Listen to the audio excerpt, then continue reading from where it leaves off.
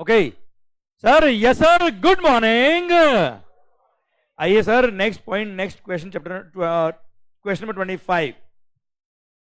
Mister Gauri Shiva, वाह जय हो, Har Har Mahadev. Mister Gauri Shiva a registered person in Punjab. एक बात और सर, यहां पे लिखिए वेरी गुड क्वेश्चन बेटा। Okay, mister Gauri Shiva a registered person in Punjab supplies goods taxable at the rate of 12% CGST, 6% SGST, 6% और IGST अगर होगा तो 12% in the state of Punjab and Haryana. He has furnished the following details in relation to independent supplies made by him in the quarter ending June. Okay, जून महीने के लिए, जून quarter and के लिए उसने फॉलोइंग इंफॉर्मेशन फर्निश करी है। ये registered person है बेटा। एक मिनट सर, लास्ट में देखो क्वेश्चन के एंड में बेटा। The aggregate turnover of Mr Gauri Shiva in the preceding financial year was rupees 1.2 CR with reference to rule number 59 of the CGC rules. Discuss the manner in which details of above supplies are required to be furnished in GSTR 1। सरकार, इसका turnover previous year में 1.2 CR था बेटा। Clear sir? इधर ध्यान, मतलब ये regular tax payer है बच्चा। एक बात तो ये क्लियर, क्योंकि इंटर भी सप्लाई करता है, इंटर भी सप्लाई करता है बेटा ये। अरे हाँ है ना भाई? अच्छा, अब इसने फॉलोइंग क्वार्टर के लिए इंफॉर्मेशन दिया है बेटा। अब सर इसका मतलब ये दिख रहा है कि इसने QRMP स्कीम लिया होगा बेटा। अब इस QRMP स्कीम के अंदर इसने क्वार्टरली जो GSTR 1 फाइल किया होगा उसमें इन इंफॉर्मेशन को कैसे फर्निश करेगा। पहली बात तो ये, हमने भी 2 क्वेश्चन किए बेटा ये वाले सेम। GSTR 1 में आपको इनवॉइस वाइज इंफॉर्मेशन फर्निश करना पड़ता है, all supplies made to registered person. Second, unregistered person को अगर आपने इंटरस्टेट सप्लाई किया है of value exceeding rupees 1 lakh interstate, तो ऐसे केस में उसको भी इनवॉइस वाइज पंच करना बेटा। बाकी सारी इंफॉर्मेशन को state wise, rate wise B2C supply को कंसोलिडेटेड इंफॉर्मेशन फर्निश करेंगे, चल जाएगा बेटा। बोलो यस सर। क्लियर? डन। देखिए ध्यान से सर, ये RTP 20 का क्वेश्चन है बेटा। इसको मैंने क्या किया बेटा? मॉडिफाई। मॉडिफाई क्यों?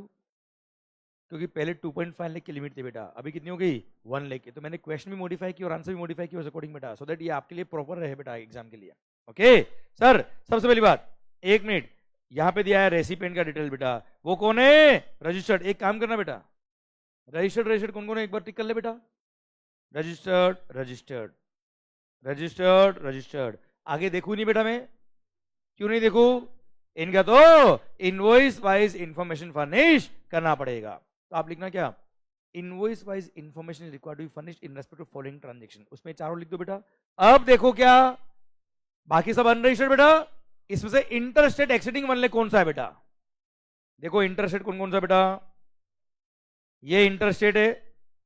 क्या इसका वैल्यू एक्सीडिंग 1 लाख है क्या बेटा? हाँ हाँ हाँ हाँ हाँ। फिर ये भी अनरजिस्टर्ड पर 1 लाख से एक्सीड नहीं कर रहा। ये इंटरस्टेट पर कितना है बेटा? बताओ बताओ बताओ। एक्सीडिंग 1 लाख बोला है। गुड। आप समझ रहे हो क्वेश्चन किस तरह से बनाए हुए मैंने बेटा? क्लियर? Yes sir. यहां पे भी नहीं बेटा। और ये 180। यस। तो सर ये येलो मार्क जो किया हुआ ये सारा क्या है बेटा? इनवॉइस वाइज इंफॉर्मेशन फर्निश करनी पड़ेगी इन फॉर्म नंबर GSTR 1। अच्छा, अब इसमें इंट्रा कौन कौन सा देख ले बेटा एक साथ, क्योंकि बाकी सारी इंफॉर्मेशन इंट्रा कंसोलिडेटेड और इंटर अदर स्टेट का कंसोलिडेटेड बेटा। हाँ है ना भाई? चलिए, अब इंट्रा कौन कौन है इनमें से? ये इंट्रा और बस ये दोनों इंफॉर्मेशन कंसोलिडेटेड बेटा। फिर ये इंटर, बस ये दोनों इंफॉर्मेशन भी कंसोलिडेटेड जाएगी रेस्पेक्टिव स्टेट वाइज बच्चा। हाँ है ना भाई? क्लियर? समझे मेरी बात? डन। भारत माता की जय। कोई खास बात? देखो आंसर बेटा ये रहा इनवॉइस वाइज। फिर हमने देखा था क्या? ये तीनों भी इनवॉइस वाइज थे बेटा। हाँ है ना भाई? यस, ये तीनों भी इनवॉइस वाइज और ये भी इनवॉइस वाइज बच्चों। क्लियर? बाकी ये दोनों कंसोलिडेटेड और ये दोनों भी इंटरस्टेट वाली भी कंसोलिडेटेड जाएगी बच्चों। भारत माता की जय। आप मुझे बताओ क्या टफ है क्या बेटा यार ये? पर क्वेश्चन पूछने का तरीका देखा कितना अच्छा है बेटा यार। थ्योरी को उन्होंने प्रैक्टिकल फॉर्म में दिया बेटा इनके। क्लियर? आइए बच्चों, इसलिए मैं कह रहा हूं क्या, अगर आपके प्रोविजंस अच्छे से पढ़े हुए हैं तो क्वेश्चन कैसा भी आ जाए आपका आंसर आएगा बेटा। Okay clear sir? आइए question number 26। Miss Kashi is a registered intra-state supplier of goods in Haryana. During the month of August and September, she was out of station on a religious pilgrimage with her family for 55 days. बेटा 55 दिन के लिए हरिद्वार वगैरह घूमने गए बेटा. रोहित कहाँ गया बेटा? हाँ बेटा, है ना, हरिद्वार गए बेटा. ये सर ये हरिद्वार से यहाँ पे आया बेटा, लोग वहां जा रहे हैं बेटा. Thus, no business transaction was made during the month of August बेटा. ए भाई समझ में आ रहा है क्या बेटा? कोई ट्रांजेक्शन नहीं किया, इसका मतलब क्या है? नील रिटर्न याद है बेटा आपको? Miss Kashi is of the opinion that there is no transaction, no need to file any monthly return for the month of August. However, her tax consultant has advised her to file nil GST 3B. Whether the advice given by tax consultant is correct? Yes. तो answer कैसे लिखेंगे बेटा? मैं बोलूं answer? Yes. The advice given by tax consultant is correct. Because every registered person is required to furnish return in form of GST 3B every month. Clear? Even if there is no business transaction during the current tax period, then also she is required to file the return. Clear? But since there is no business transaction during the current month, so she can file a nil return during the month of जो भी month है बेटा, during this current month बेटा. हाँ है ना भाई? Clear? पर nil return file करना is compulsory for her बेटा. हाँ है ना भाई? Clear? Done. समझे मेरी बात? इतना आंसर लिखना. लैंग्वेज समझ में आ रहा बेटा आपको? ये क्लियर लिखोगे मैं आपको? ये समझ में आया बेटा? ये वैसे भी तीसरी बार क्वेश्चन आया बेटा. फिर will your answer change in A above if Miss Kashi has placed an order for some purchases during the month of August over her mobile phone which has been received in her premises and she intends to take input tax credit on the same बेटा. तो answer change होगा क्या बेटा आपका? Yes. क्योंकि नील return का मतलब क्या होता है कि पूरे रिटर्न के किसी भी टेबल में कोई भी एंट्री नहीं होनी चाहिए. तो लैंग्वेज बोलता बेटा, लैंग्वेज बोलता बेटा. Our answer will change in this case because in this case also Miss Kashi is required to furnish the return, but this return will not be a nil return. It will be a regular return because nil return means any return in which no entry is there in any of the table of the entire return. But in this case, since Miss Kashi had purchased some goods or services on which she want to avail the input tax credit in her return, therefore she will have to file the regular return, not the nil return in this case बेटा. हाँ ना भाई? That's it बेटा. समझे मेरी बात? Yes. Assuming in A above, Miss Kashi does not have any internet facility in her mobile and there is no facilitation center notified by the commissioner, whether no return is required to be filed in the absence of means to file the return. Sir याद है registered mobile number से short SMS के through भी आप नील return file कर सकते हो, इसलिए बहाना मारने की जरूरत नहीं है. क्लियर? आप शॉर्ट एसएमएस के थ्रू भी रिटर्न फाइल कर सकते हो. रजिस्टर्ड मोबाइल नंबर पे ओटीपी आएगा और वेरिफिकेशन करके रिटर्न सबमिट हो जाएगा. बोलो यस सर. क्लियर? डन. आइए बच्चों, mister Ayushman, a registered person having intra-state aggregate turnover of rupees 1.2 crore in the preceding financial year did not file GST 3B for the month of September by 10th of November.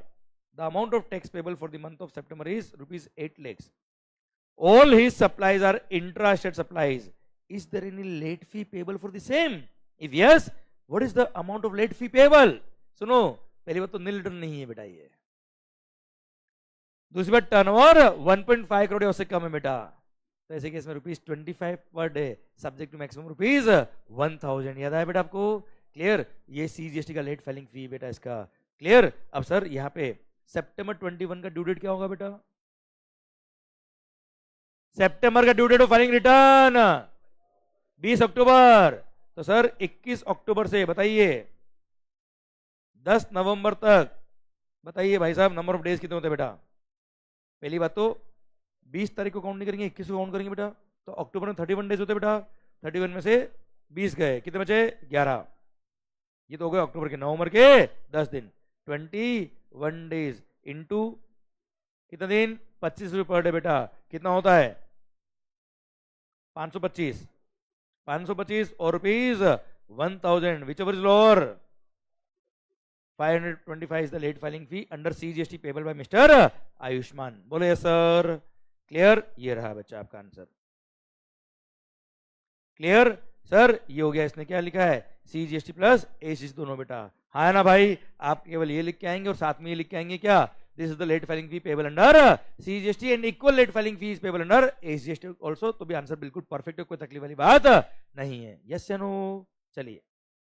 Will your answer be different in case number A? If Mr. Ayushman has intrastate aggregate turnover of rupees 5 crore in the preceding financial year बेटा, अगर पिछले साल 5 crore turnover होता है बेटा तो भी हमारा आंसर चेंज नहीं होता, क्योंकि अगर exceeding 1.5 crore up to 5 crore अगर होता है तो भी ₹25 पर डे सब्जेक्ट मैक्सिमम ₹2500 बेटा अंडर CGST बेटा. तो 525 और 2500 विच इज लोअर बेटा? 525 अंडर CGST बेटा and equal let filing fee under ACGST also बच्चों. इसलिए अल्टीमेट आंसर ये रहेगा बेटा. पर हाँ, मैक्सिमम फीस इज 2500, ये लिख के जरूर आना बच्चा आप लोग. यस या नो? यस. अरे ठीक है मालिक. ये रहा 2500 each under CGST and ACGST. आइए बच्चों. Will your answer be different in A above if the total amount of tax payable in 3B for the month of September is निल. अगर निल होता है बेटा तो ऐसे केस में ₹10 पर डे सब्जेक्ट मैक्सिमम ₹1000. याद है बच्चों आपको? क्लियर? तो 21 दिन into 10, 210 under CGST, 210 under ACGST. Bharat माता की जय. आया मजा कि नहीं आया बेटा आपको? एक मिनट, क्या कर रहा है? सही ना? 10 इंटू ये क्या हो गया? हाँ ये रहा. यस, वो तो मैक्सिमम फीस है. हाँ मैक्सिमम फीस इज 250 बेटा ओनली. मैंने 1000 बोल दिया बेटा. मैक्सिमम फीस इज 250 पर रिटर्न बेटा. हाँ है ना भाई? यस. तो कितना आएगा बेटा? 210 आ रहा था इसमें बेटा. 21 दिन इंटू 10, 210 और 250 विच इज लोअर बेटा 210. तो 210 इंटू 2 कितना हो गया? 420 बेटा, जो आपका फेवरेट फिगर है बेटा. हाँ है ना भाई? यस. अरे कुछ आ रहा है कि नहीं आ रहा है? How a return can be revised after filing the same if some changes are required to be made. क्या रिटर्न रिवाइज होते हैं क्या बेटा? नो.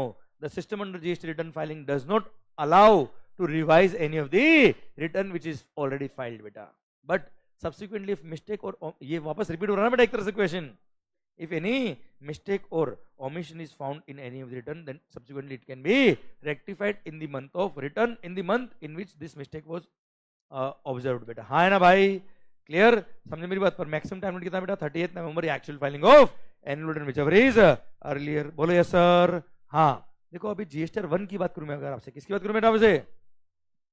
तो GSTR 1 में अगर कोई मिस्टेक आपको आइडेंटिफाई हो गई before filing GSTR 3B for the corresponding month बेटा, तो आप चाहे तो फॉर्म नंबर GSTR 1A के थ्रू आप उस मिस्टेक को रेक्टिफाई कर सकते हो सेम महीने के अंदर बच्चों. हाँ है ना भाई? यस. कोई खास बात? चलिए. 29. Briefly elaborate the provisions relating to form number GSTR 3B. Sir 3B के लिए सॉरी नील GSTR 3B के लिए प्रोविजंस एलोबरेट करने बेटा.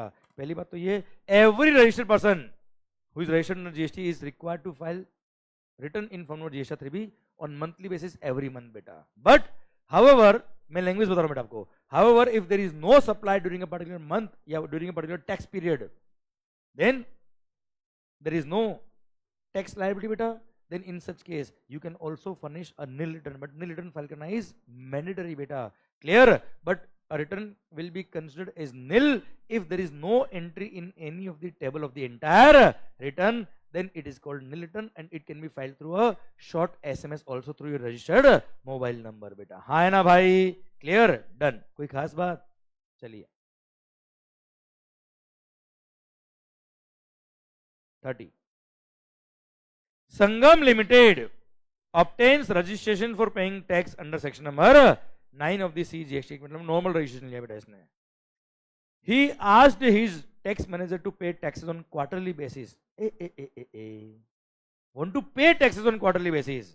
However, Sangam Limited's tax manager advised the company to pay taxes on monthly basis. You are required to examine the validity of the advice given by his tax manager बेटा. Section 9 मतलब normal taxpayer बेटा. Section 10 होता तो composition scheme वाला. याद है बेटा आपको? यस. तो वहां पे क्वार्टरली टैक्स पे होता है बेटा. ये तो नॉर्मल है. इसने टैक्स तो मंथली पे करना पड़ेगा. ऑल्दो भले ही वो QRMP स्कीम ले ले, क्या ले ले बेटा, तो भी टैक्स तो इसको मंथली पे करना ही पड़ेगा. बोलो yes sir. Clear? Done. Discuss the eligibility of QRMP scheme under GST बेटा। एलिजिबिलिटी कौन होता है एलिजिबल बेटा? जिसका turnover in the preceding financial is up to rupees 5 CR is eligible to opt for QRMP scheme in the current financial year. और अगर current financial में इसको ऑप्ट करना है तो यस ये ऑप्ट कर सकता है बच्चों। बोलो यस सर। और जिस क्वार्टर में इसका टर्नओवर क्रॉस हो जाएगा कितना 5 CR, उसके नेक्स्ट क्वार्टर से क्यूआरएमपी स्कीम से बाहर हो जाएगा बच्चों। और ये सर इसने भले क्यूआरएमपी स्कीम ली, रिटर्न क्वार्टरली फाइल करेगा पर टैक्स पेमेंट मंथली करना पड़ेगा। कोई खास बात है क्या बच्चों? चलिए, what are the cases where a registered person is debarred from furnishing details of output supply in form of GSTR 1 और आईएफएफ? याद है बेटा वो 5 केसेस जहां पे एसएससी अपना जीएसटीआर 1 फाइल नहीं कर पाएगा, इनवॉइस फर्निशिंग फैसिलिटी यूज नहीं कर पाएगा। याद है बेटा आपको? फर्स्ट, आपने पिछले महीने का जीएसटीआर 1 फाइल नहीं किया, करंट मंथ का जीएसटीआर 1 फाइल नहीं कर पाएंगे बेटा आप। क्लियर? सेकंड, अगर आपने पिछले महीने का 3B फाइल नहीं किया, क्या फाइल नहीं किया बेटा आपने? 3B, करंट मंथ का 3B फाइल नहीं कर पाएंगे। और अगर आपने क्यूआरएमपी स्कीम ले रखा है तो पिछले क्वार्टर का 3B फाइल नहीं किया तो करंट क्वार्टर का 3B फाइल नहीं कर पाएंगे, इनवॉइस फर्निशिंग फैसिलिटी यूज नहीं कर पाएंगे। याद है बैंक अकाउंट डिटेल बेटा, रजिस्ट्रेशन आउट कर लिया पर बैंक अकाउंट डिटेल फर्निश नहीं करी तो सर रूल नंबर 10 है, याद है? कंप्लाई नहीं किया तो आप जीएसटीआर 1 फाइल नहीं कर पाएंगे। रूल नंबर 88C याद है? और रूल नंबर 88D का कंप्लायंस अगर आपने नहीं किया 7 दिन में या तो नोटिस का रिप्लाई दे दो या डिफरेंस अमाउंट ऑफ टैक्स पे कर दो तो आप सर फर्निश कर पाएंगे, नहीं तो आप रिटर्न फाइल जीएसटीआर 1 फाइल नहीं कर पाएंगे। याद है बच्चों आपको? अच्छा, आप यहाँ पे देखा जाए ना तो वो लॉ की लैंग्वेज लिखी बेटा, आप अपनी बुक के अंदर जो लैंग्वेज लिखा है वो लिखेगा बेटा, वो इजी लैंग्वेज मैंने लिखा है आपके लिए। ओके यस, यहाँ में लिखूं क्या? Use are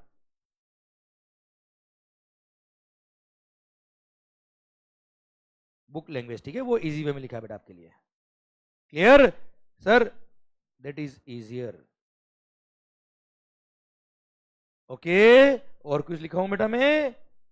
33, briefly explain the manner of dealing with the difference in ITC available in auto generated statement containing details of ITC, that is GST 2B beta,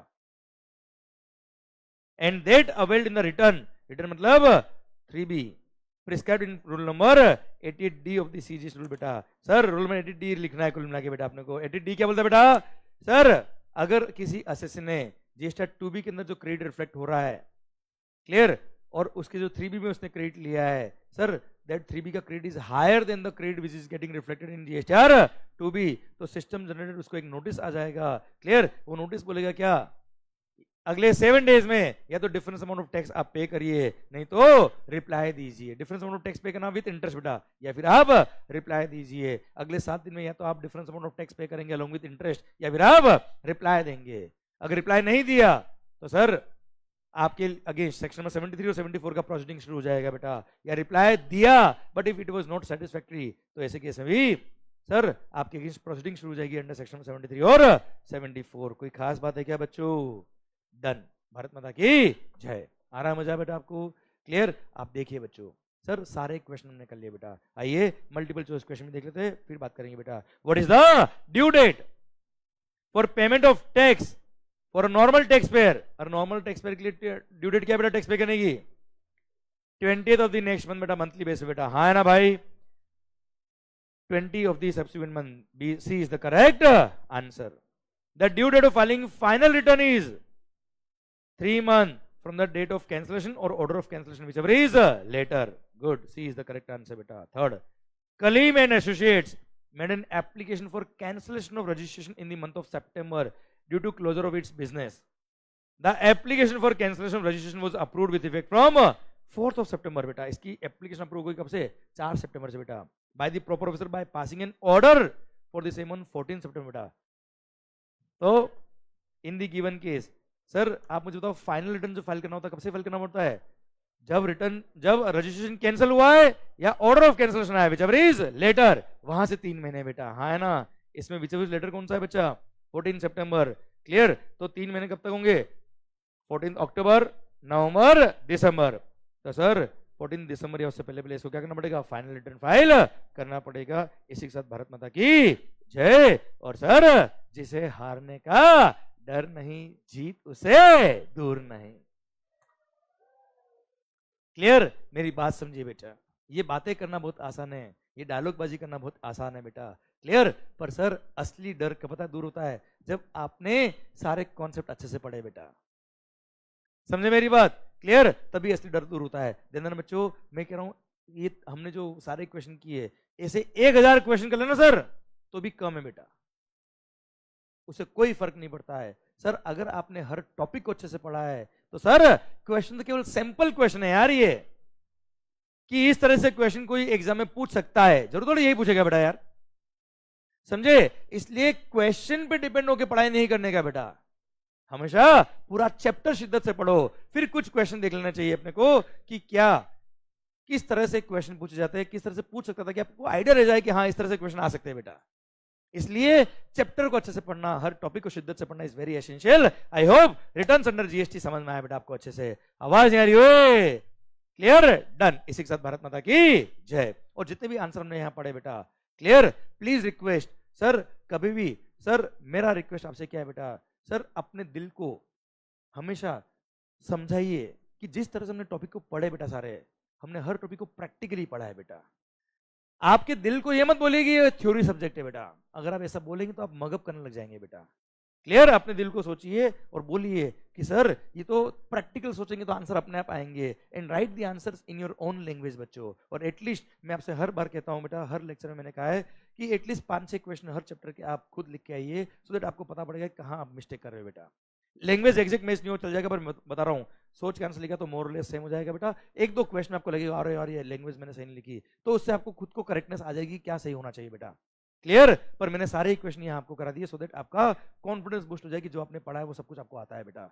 clear? Done. इसी के साथ भारत माता की जय। रिटर्न्स खत्म होता है अब।